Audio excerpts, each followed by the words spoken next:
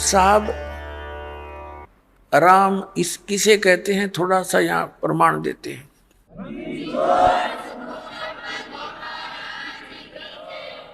जैसे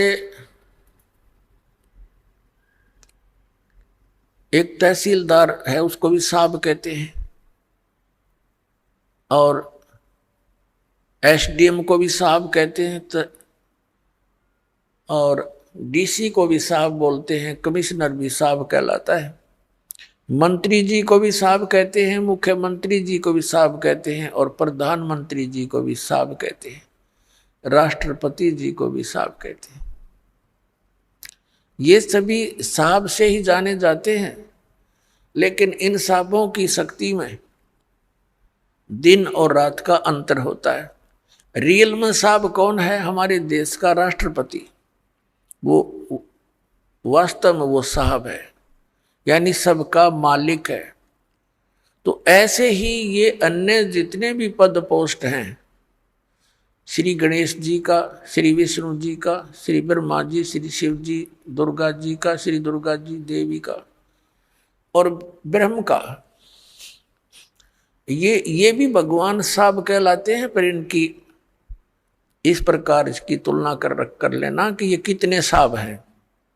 श्री ब्रह्मा जी रजोगुण विभाग के मंत्री एक ब्रह्मांड में, श्री विष्णु जी सतोगुण विभाग के मंत्री इस एक ब्रह्मांड में, और 3 लोकों पर इनकी ये सत्ता है।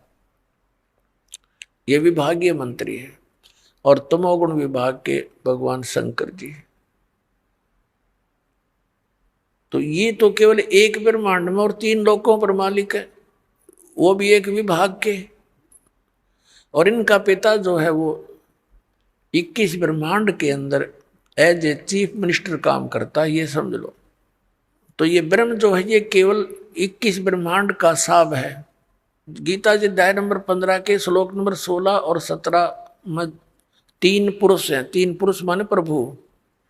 एक सरपुरुष तो ये ब्रह्म है, ज्योति निरंजन, जिसके 21 ब्रह्मांड है। और अक्षर पुरुष है जिसके 7 शंख ब्रह्मांड है, जिसको परब्रह्म भी कहते हैं। संतों की वाणी में पार ब्रह्म है। वो पार ब्रह्म जो है वो इस परब्रह्म से अन्य है, वो पार ब्रह्म अलग है। एक तो परब्रह्म, जैसे ब्रह्म से नेक्स्ट पर दूसरा, और एक पार यानी सबसे ऊपर का। वो गीता जी अध्याय नंबर 15 के श्लोक नंबर 17 में कहा कि उत्तम पुरुष तु अन्य परमात्मा इति उदाहरत है। ये लोक तरम आविश्य विवर्ती अवैश्वर है। गीता जी अध्याय नंबर 8 के श्लोक नंबर 1 के उत्तर में, गीता अध्याय नंबर 8 के श्लोक 3 में उत्तर देते हुए गीता ज्ञानदाता कहता है वो परम अक्षर ब्रह्म है। तो ये जो अक्षर पुरुष है ये तो 7 शंख ब्रह्मांड, नील पद्म शंख ब्रह्मांड का 7 शंख, इतना साहब है। और वो परम अक्षर ब्रह्म उत्तम पुरुषत्व अन्य, ये असंख्य ब्रह्मांड का ओवरऑल कंट्रोलर है, ये सब का मालिक है। वो कबीर देव है, कबीर साहब है, जो काशी में धानक जुलाहा रूप में रहा करते थे।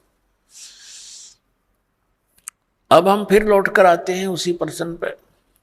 अब धर्मदास जी को परमात्मा ये ज्ञान दे रहे हैं कि भी आपकी श्रीमद् भगवद गीता में, गीता अध्याय नंबर 17 के श्लोक नंबर 23 में परम अक्षर ब्रह्म की वो पूजा साधना करने का उसको पाने का ये मंत्र है, नथिंग एल्स।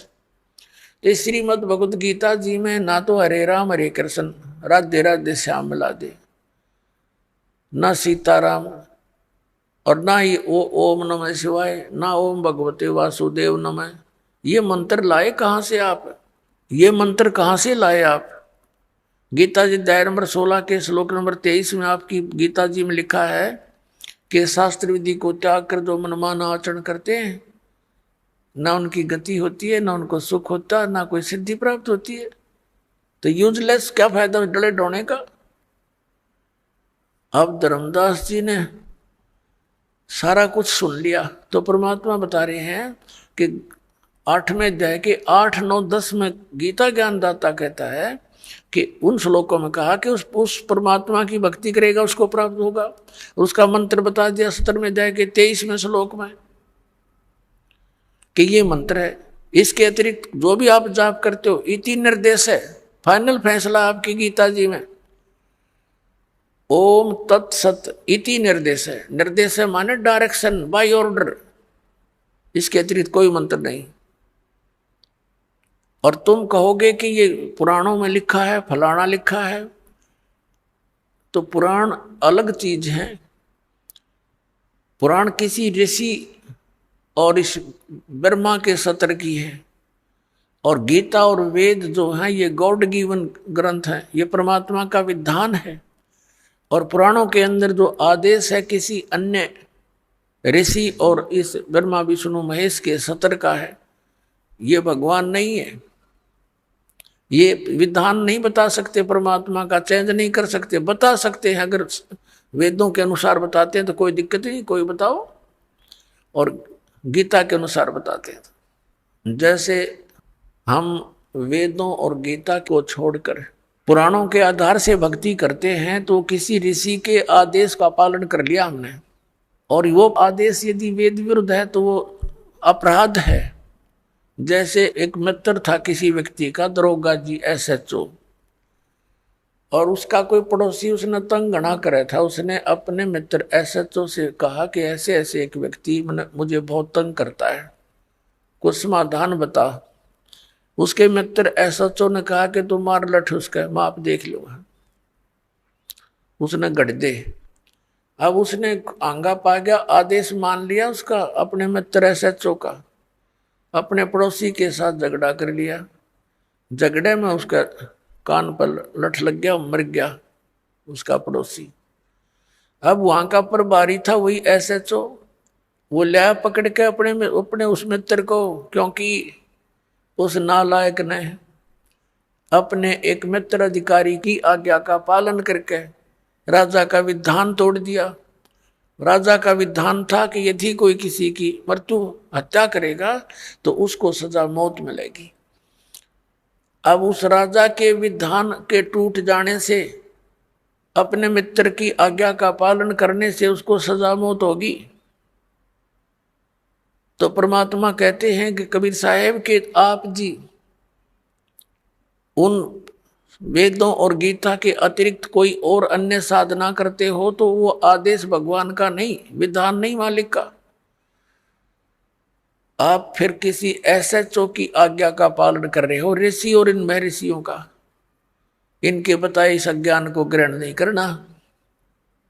आप सुन रहे थे जगत गुरु तत्वदर्शी संत रामपाल जी महाराज जी के मंगल प्रवचन। अधिक जानकारी के लिए विजिट कीजिए हमारी वेबसाइट www.jagatgururampalji.org।